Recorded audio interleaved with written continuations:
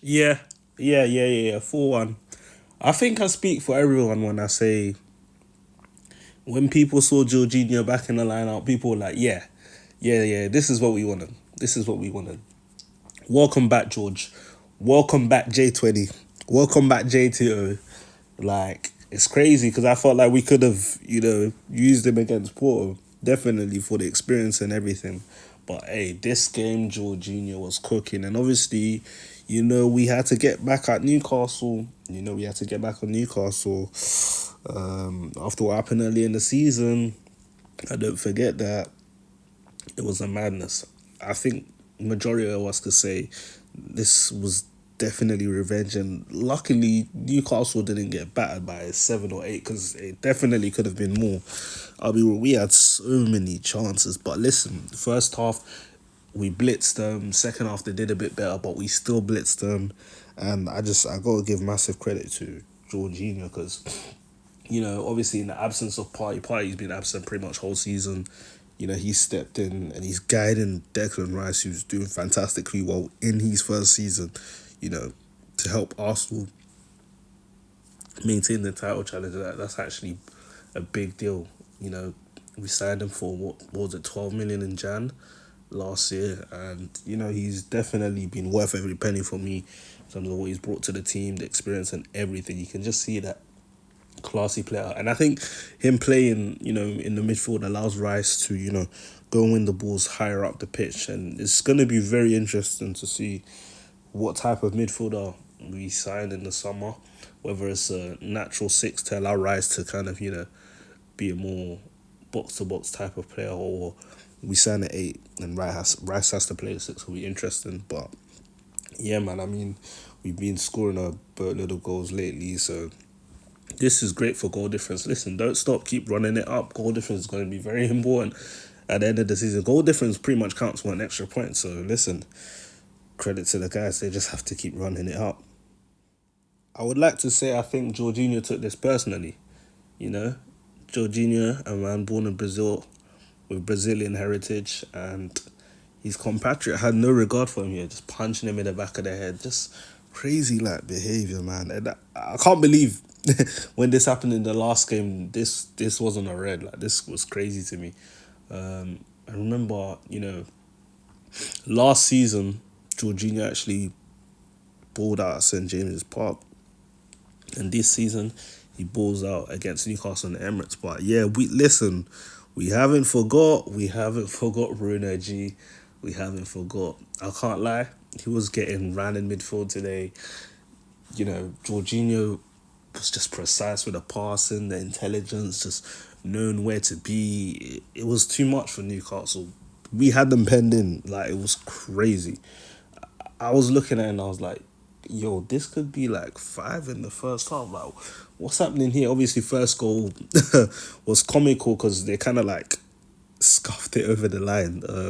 It's a header from Gabriel, and Botman actually accidentally turned it in, but it wasn't even really Botman. It was more like, can't remember. I think someone kicked it off the knee of Botman, and it kind of just scrammed over the line.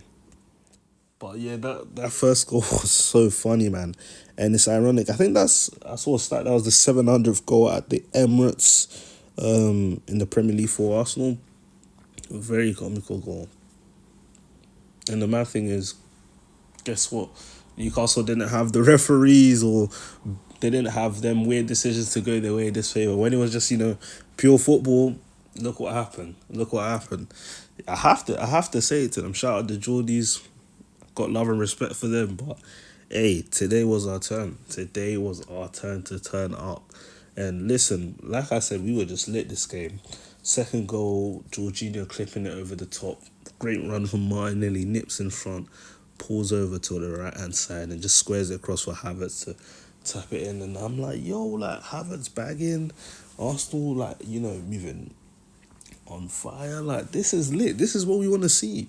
And obviously, I feel like Havertz has had like just an excessive amount of criticism, since he joined Arsenal.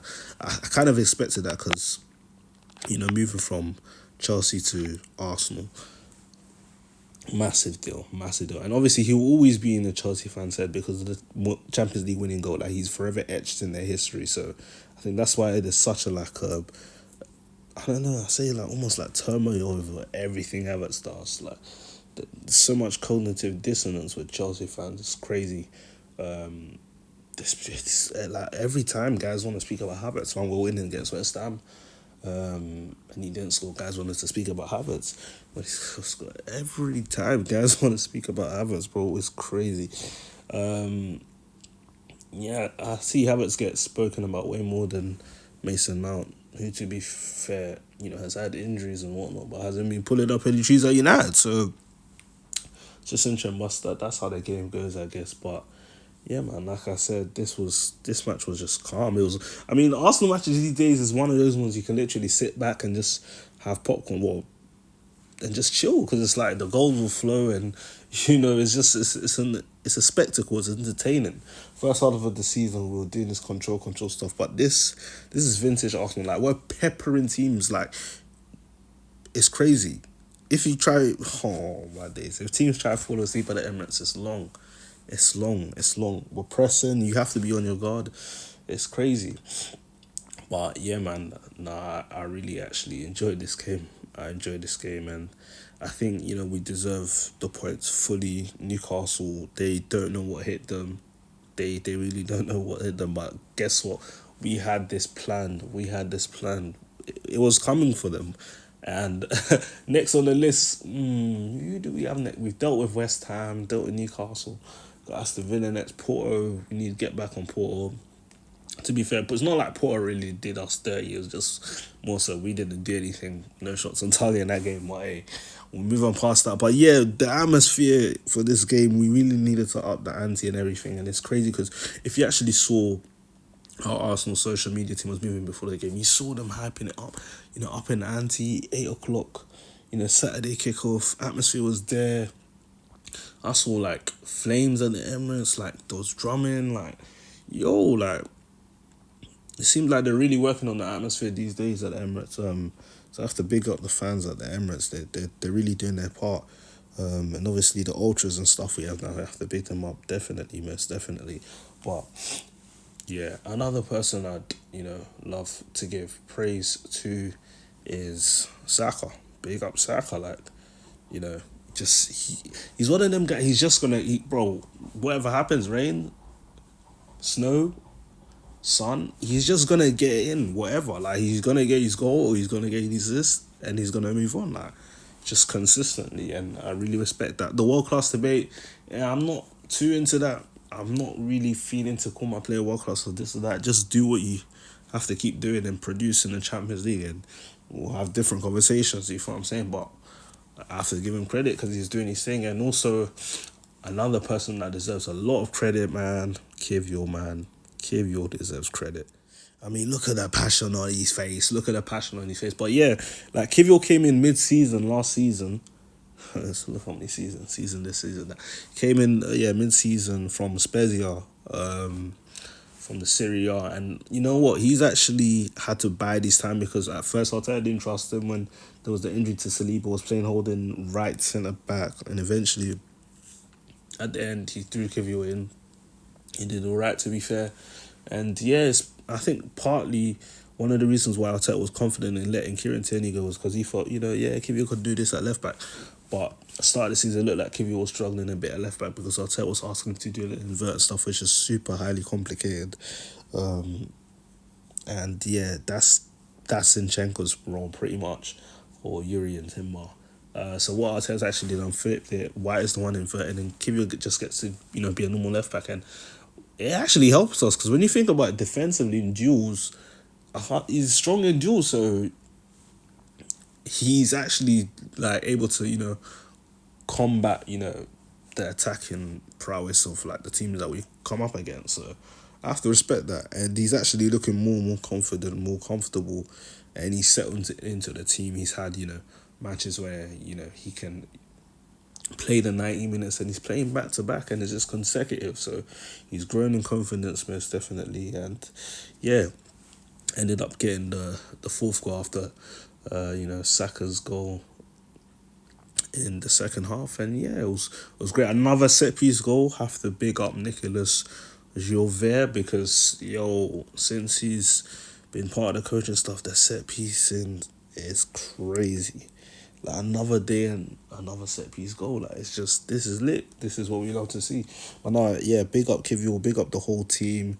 Obviously, towards the end, we saw Arteta make good amount of changes with Reece, Smith Rowe, Eddie, and El Neni coming on, Trossard as well.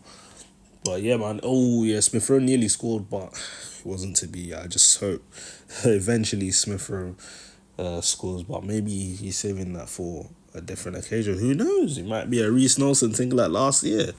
But no, man. Happy with the win. Wanted like a 7-0 against Newcastle, but hey, I'll take the 4-1. We move. I was disappointed in the goal they scored, the consolation goal. We're looking at, like, it was a great header, but like, I feel like the way the ball was turned over and all of that, I wasn't feeling it too tough. Like, I wanted a clean sheet, but I'm not gonna get too onto the players because put in a great shift today. But yeah, just move on. Obviously, our next game after this, Sheffield United, is actually going to be on the Monday. So yeah, we're going to have to wait a fair bit before our next match in the Prem. But yeah, listen, great win, and all we can do is just keep being consistent, just keep winning, keep going along, keep ticking along, up until March the 12th when we face Porto at home. But yeah, man, great win, and big ups to everyone. Hope you enjoy your weekend. And yeah, man, let's go, man. Come on, you Gunners.